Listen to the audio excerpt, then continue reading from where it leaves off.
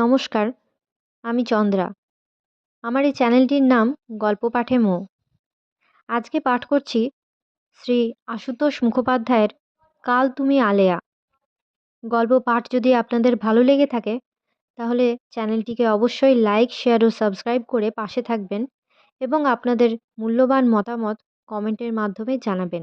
শুরু করছি। হিন্দিটা রমেন হালদার মন্দ বাতলে দেয়নি। বিনা বাধায় সরাসরি একেবারে ফ্যাক্টরি এলাকার মধ্যে ঢুকে পড়া গেল। কোম্পানির গাড়ি দেখে গেটম্যান গোটা ফটক খুলে দিল। বন্দুক হাতে সেখানে পাহারাওয়ালা বসে। সেখান দিয়ে পাশাপাশি দুজনও ঢুকতে বা বেরোতে পারে না। কিন্তু এভাবে ভেতরে ঢুকে ধীরাপদ যেন আরও বেশি ফাঁপড়ে পড়ে গেল। কোথায় কোন দিকে যাবে কিছুই হদিশ পেল না। বিস্তৃত ঘেরানো এলাকার মধ্যে ৩-৪টে ছোট বড় দালান। দালান বলতে বিশাল এক একটা গুদাম ঘরের মতো।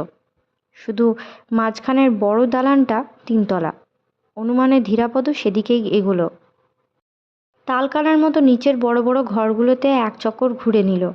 কোনো ঘরে সারি সারি মেশিনের মধ্যে দিয়ে টুকটুক করে অবিরাম ট্যাবলেট বৃষ্টি হচ্ছে। কোনো ঘরে মেশিনে করে গোটা 10 বিশাল বিশাল ডেকচি ঘোরানো হচ্ছে। সব কটার মধ্যেই নানা আকারের ট্যাবলেট। একজন লোক ডেকচির মধ্যে রঙের মতো কি ঢেলে দিচ্ছে। ট্যাবলেটে রং করা হচ্ছে বোধহয়। আর একটা ঘরে ইলেকট্রিক ফিট করা গোটা কতক মস্ত মস্ত আলমারি। এক একবার খোলা হচ্ছে, বন্ধ করা হচ্ছে। প্রত্যেক তাকে হাতলওয়ালা বড় বড় ট্রেতে গুঁড়ো ওষুধ শুকোনো হচ্ছে। কর্মরত এ পরিবেশটা ধীরাপদর ওষুধের দোকানের থেকে অনেক ভালো লাগলো। নিচে না ঘুরে ওপরে উঠে এলো। সেখানেও ঘরে ঘরে ছোট ছোট যন্ত্রপাতি, সাজ সরঞ্জাম। যতদূর ধারণা ওষুধ বিশ্লেষণের কাজ চলছে এখানে। খোঁজ নিয়ে জানা গেল হিমাংশু মিত্র আজ আসেননি। আর শীতাংশু মিত্র কন্ট্রোল রুমের খোঁজে এদিকে ওদিকে বিচরণের ফলে একটা প্যাসেজের মুখে যার সঙ্গে মুখোমুখি দেখা সে মেডিকেল অ্যাডভাইজার লাবণ্য সরকার। একটা প্যামফ্লেট পড়তে পড়তে এদিকে আসছিল। ধীরাপদ পাশ কাটিয়ে গেলে লক্ষ্য করতো না হয়তো, কিন্তু ধীরাপদ দাঁড়িয়ে পড়ল আর চেয়ে রইল। কাছাকাছি এসে প্যামফ্লেট সরিয়ে মুখ তুলল লাবণ্য সরকার। নিজের অগোচরেই ধীরা যুক্ত কর কপাল স্পর্শ করল। এদিকে প্যামফ্লেট ধরা হাতখানা সামান্যই নড়ল। আপনি এখানে? ধীরাপদ একবার ভাবল, বলে এমনি ফ্যাক্টরি দেখতে এসছে। বলে ফেললে পরে নিজের উপরেই রেগে যেত। জবাব দিল, শীতাংশুবাবু মানে ছোট সাহেবের সঙ্গে একবার দেখা করব বলে এসেছিলাম। নামের ভুলটা হয়তো ইচ্ছে করেই করল আর শুধরে নিল। লাবণ্য সরকার বলল, তিনি ব্যস্ত আছেন, আপনার কি দরকার? আমার দরকার ঠিক নয়, আমাকে তার দরকার আছে কিনা জেনে নিতে এসেছিলাম। জবাবে যা স্বাভাবিক তাই হলো। 2 চক্ষু ওর মুখের ওপরে প্রসারিত হলো। কিন্তু ধীরাপদরই বরাৎক্রমে সম্ভবত আর বাক বিনিময়ের অবকাশ থাকল না। ফিটফাট সাহেবী পোশাক পরা 2টি লোক হন্তদন্ত হয়ে লাবণ্য সরকারকে চড়াও করে ফেলল। একজনের হাতে খোলা মেডিকেল জার্নাল একটা, আর একজনের হাতে বই। কিছু একটা আবিষ্কারের ব্যগ্র আনন্দ। বই আর জার্নাল খুলে কোনো সমস্যা বা তথ্যের দিকে দৃষ্টি আকর্ষণ করল তার। লাবণ্য সরকার নিরুৎসুক দৃষ্টিতে বইয়ের উপরে চোখ ভোলালো একবার, তারপর বলল, চলুন দেখছি। এক পা এগিয়েও ধীরাপদর দিকে ফিরে তাকালো। মিস্টার মিত্র ওপরে। দুপাশের 2 ভদ্রলোকের সঙ্গে সামনের দিকে এগোলো। ধীরাপদ চেয়ে আছে। ভক্ত সমাবেশে অচপল চরণে দেবীর প্রস্থান। শীতাংশু মিত্রের সঙ্গে দেখা করার আর তেমন তাগিদ নেই। দেখাটা হিমাংশু মিত্রের সঙ্গে হওয়ায় বাঞ্ছনীয় ছিল। পায়ে পায়ে উপরে উঠল তবু। সামনের এ মাথা ও মাথা বিশাল হলঘরের দরজার সামনে দাঁড়িয়ে গেল সে। এখানকার কর্মরত দৃশ্যটা নয়নাভিরাম। হল ভর্তি 3 সারিতে নানা বয়সের প্রায় 100 লোক ডিস্টিলড ওয়াটারে অ্যাম্পুল ধুচ্ছে। প্রত্যেকের সামনে কল ফিট করা একটা করে বেসিন। কলের মুখ দিয়ে রেখার মতো তারের নালে জল পড়ছে। এক একটা অ্যাম্পুল ধোয়া হতে 3 সেকেন্ডও লাগছে না। তারপর জালের মতো গর্ত করা কাঠের র্যাকে উপুর করে রাখা হচ্ছে সেগুলো। গোটা হলঘরটাই সেই উপুর করা অ্যাম্পুলে ঝকঝক করছে। প্রয়োজন ভুলে ধীরাপদ তাই দেখতে লাগলো। হলের ও মাথার দরজায় সপার্ষদ শীতাংশু মিত্রের আবির্ভাব। সঙ্গে সঙ্গে অ্যাম্পুল ধোয়া কর্মীদের বাড়তি নিবিষ্টতাটুকু উপলব্ধি করা গেল। শীতাংশু মিত্রের দুপাশে জনা পাঁচেক অনুগত মূর্তি হাত নেড়ে তাদের উদ্দেশ্যে কি বলতে বলতে এদিকে এগিয়ে আসছে। এ দরজার দারোয়ান শশব্যস্তে টুল ছেড়ে বুক টান করে দাঁড়ালো। এক নজরে মালিক চেনা যায়। এদিকে দরজার কাছে দাঁড়িয়ে দুই এক কথার পর অনুসরণরত পার্শ্বদের বেশিরভাগই ফিরে গেল। তারপর ধীরাপদর সঙ্গে চোখাচোখি। চৌকাঠ পেরিয়ে শীতাংশু মিত্র এগিয়ে এলো। আপনি আপনি ছোট সাহেবের মনে পড়েছে? আপনাকে তো কাল ওষুধের দোকানে যেতে বলেছিলাম, যাননি? ধীরাপদ ঘাড় নাড়ল। গিয়েছিল। কথাবার্তা হয়নি বুঝি কিছু? আমারও মনে ছিল না। আচ্ছা, আপনি সেখানেই যান, আমি বলে দেব ক্ষণ। ধীরাপদর মুখে বিব্রত হাসির আভাস। সেখানে কাউন্টারে দাঁড়িয়ে ওষুধ বিক্রি করব? কাজটা নগণ্য অথবা ওর যোগ্য নয় সেই অর্থে বলতে চাইনি। ওর দ্বারা ও কাজ সম্ভব নয় সেইটুকুই ব্যক্ত করার ইচ্ছা ছিল। কিন্তু আগের অর্থটাই দাঁড়ালো, আর তাতে সুফলই হলো বোধহয়। ছোট সাহেবের মনে পড়ল কারো কাছ থেকে চিঠি নিয়ে আসার ফলে বাবা ব্যস্ততা সত্ত্বেও লোকটির সঙ্গে দেখা করেছেন, তার সঙ্গে আলাপও করিয়ে দিয়েছেন, কোন কাজে শ্যুট করবে ভাবতে বলেছেন, আর পরদিন সেই প্রসঙ্গে তার আলোচনা করার ইচ্ছাই ছিল। আচ্ছা, আপনি ঘরে গিয়ে বসুন, আমি আসছি। বেয়ারার প্রতি ওকে ঘরে নিয়ে বসাবার ইঙ্গিত। আর একদিকে চলে গেল শীতাংশু মিত্র। ব্যস্ত কোনো কারণে একটু চিন্তিতও যেন। তিনতলার বেয়ারা দোতলার কন্ট্রোল রুমের দরজায় মোতায়েন বেয়ারার হেফাজতে তাকে ছেড়ে দিয়ে গেল। আগাগোড়া কার্পেট বিছানো মস্ত ঘর। দুদিকে দেওয়ালের কাছে কাঁচ বসানো বড় বড় দুটো সেক্রেটারিয়েটের টেবিল। সামনে দুখানা করে শৌখিন ভিজিটার্স চেয়ার। মাঝামাঝি জানালার দিক ঘেঁষে স্টেনোগ্রাফারের ছোট টেবিল। একজন মাঝবয়সী মেম সাহেব টাইপে মগ্ন। দামি মেশিন সম্ভবত টাইপের শব্দটা খটখট করে কানে লাগছে না, টুকটুক মৃদু শব্দ। বড় টেবিলের একটাতে লাবণ্য সরকার সামনে কতগুলো ছড়ানো কাগজপত্র থেকে লিখছে কি। ঘরে ঢুকেই বাঁ দিকে এক প্রস্ত দামি সোফা সেটটি। বেহারা ধীরাপদকে সেখানে এনে বসালো। লাবণ্য সরকার মুখ তুলল একবার। দ্বিতীয় শূন্য টেবিলটা নিঃসন্দেহে ছোট সাহেবের। পাশের দেওয়ালে মস্ত চার্ট একটা, তাতে খুব সম্ভব কারখানার সমস্ত বিভাগের নকশা আঁকা। ও পাশের দেওয়ালে একটা বোর্ডের গায়ে কোন বিভাগে কত কর্মচারী উপস্থিত সেদিন তার তালিকা। বিভাগের নামগুলো স্থায়ী হরফের, উপস্থিতির সংখ্যা খড়ি দিয়ে লেখা। ধীরাপদ আর চোখে দেখছে এক একবার। সোজাসুজি চেয়ে থাকলেও কারো কোনো বিরক্তির কারণ হতো না। মহিলার নিরুদ্বেগ কাজের গতিতে একটুও ছেদ পড়ত না। সেটুকু উপলব্ধি করেও ধীরাপদ চুরি করেই দেখতে লাগলো। খুব যে একাগ্র মনোযোগে কাজ করছে তা নয়, ধীরে সুস্থে হাতের কাজ সেরে রাখছে মনে হয়। বাইরে কয়েকজোড়া পায়ের শব্দ। প্রথমে ছোট সাহেবের প্রবেশ, পরে অনুবর্তীদের। লাবণ্য সরকার এবারে মুখ তুলে তাকালো। আজ তো হলোই না, কালও হবার কোনো লক্ষণ দেখছি না। প্রচ্ছন্ন ক্ষোভের উদ্দেশ্যে খবরটা বলতে বলতে শীতাংশু মিত্র নিজের চেয়ারে গিয়ে বসল।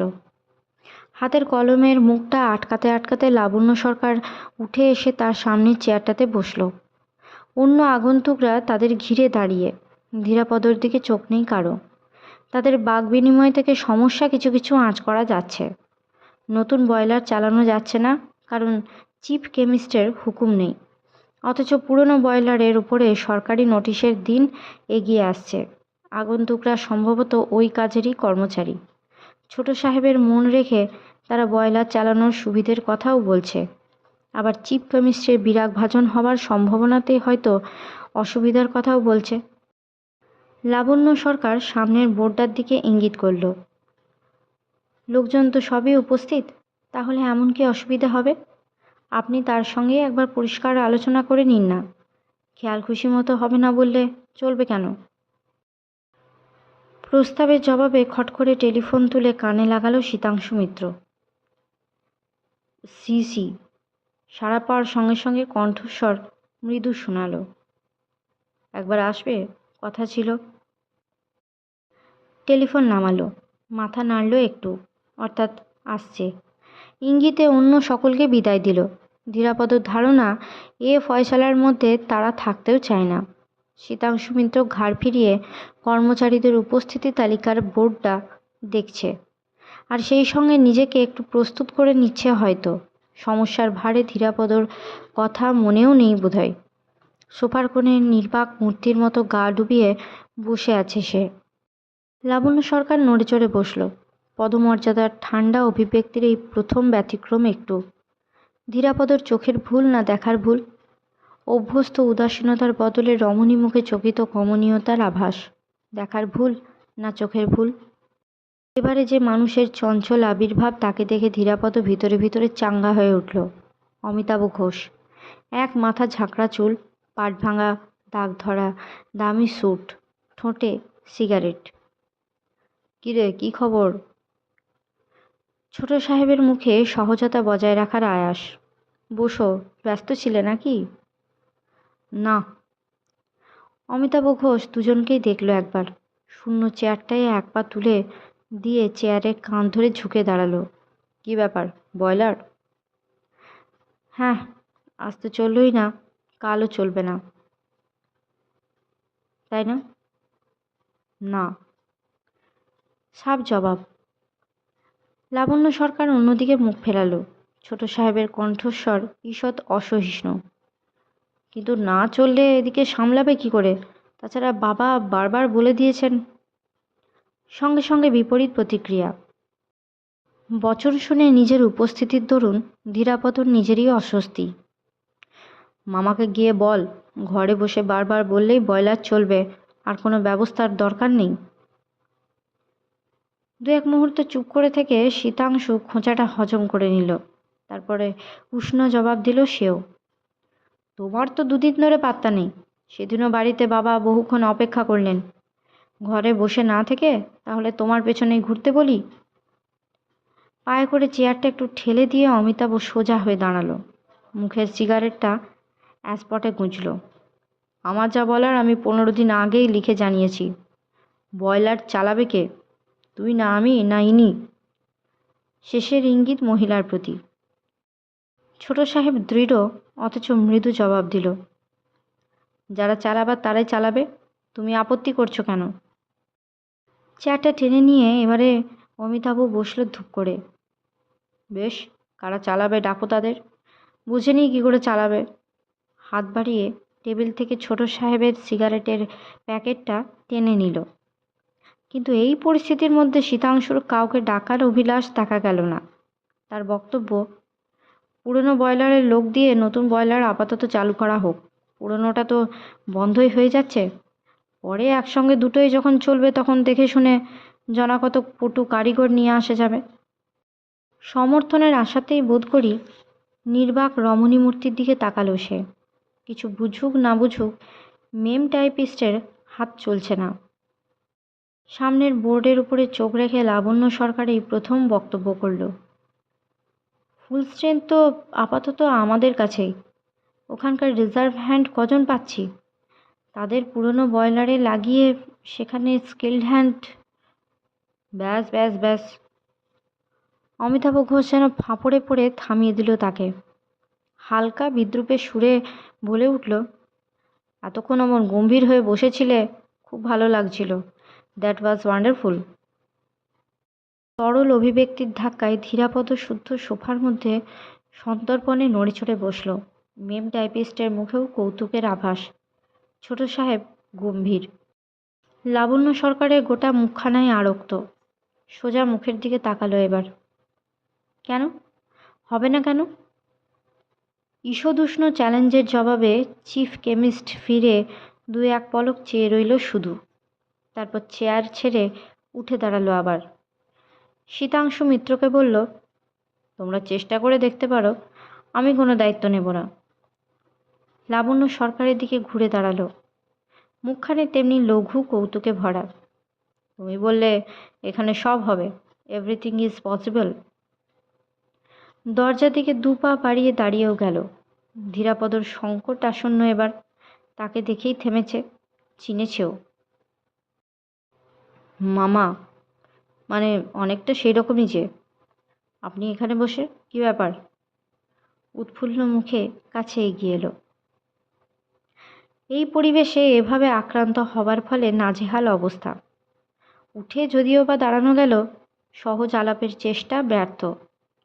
জবাবে যার জন্যে বসে ধীরাপদ তার দিকেই শুধু তাকালো একবার। এদিকে এমন এক অপ্রত্যাশিত আপ্যায়নে লাবণ্য সরকার আর শীতাংশু মিত্রও বিস্মিত। তার অবাঞ্ছিত উপস্থিতি এতক্ষণ লক্ষ্য করেনি বলে বিরক্ত। ছোট সাহেবের মুখে মালিক সুলভ গাম্ভীর্য। আপনি সন্ধ্যার পর দোকানে এসে এর সঙ্গে কথাবার্তা বলে নেবেন। নির্দেশা নিয়ে ছোট সাহেব ঘটঘট করে ঘর ছেড়ে চলে গেল। এর সঙ্গে অর্থাৎ লাবণ্য সরকারের সঙ্গে ক্ষণপূর্বে বিড়ম্বনার সাক্ষী হিসেবে ধীরাপদর অবস্থান মহিলাটির চোখে আরও বেশি মর্যাদাহানিকর বোধ হয়। চিফ কেমিস্টের বিদ্রূপের জেরই তখনও পর্যন্ত সামলে উঠতে পারেনি। ধীরাপদর কপাল মন্দ। মহিলা যেভাবে ঘুরে তাকালো ওর দিকে, মনে হলো ছোট সাহেবের হয়ে কথা বলার পরোয়া না পেয়ে ঠান্ডা চোখে এখনই কিছু একটা কৈফিয়তই তলব করে বসবে। কিন্তু কিছুই বলল না। যেটুকু বুঝিয়ে দেবার পরেই ভালো করে বুঝিয়ে দেবে তারা নেই যেন। উঠে নিজের জায়গায় গিয়ে হাতের কলমটা টেবিলের উপরে রাখল। খানিক আগে লেখা কাগজটা তুলে নিয়ে সেটার উপর চোখ বোলাতে বোলাতে সেও দরজার দিকে এগোলো। আজকের মতো গল্প পাঠ এই পর্যন্তই। নিয়ে আসবো পরবর্তী অংশ পরবর্তী ভিডিওতে। সকলে ভালো থাকবেন, সুস্থ থাকবেন এবং পাশে থাকবেন। নমস্কার।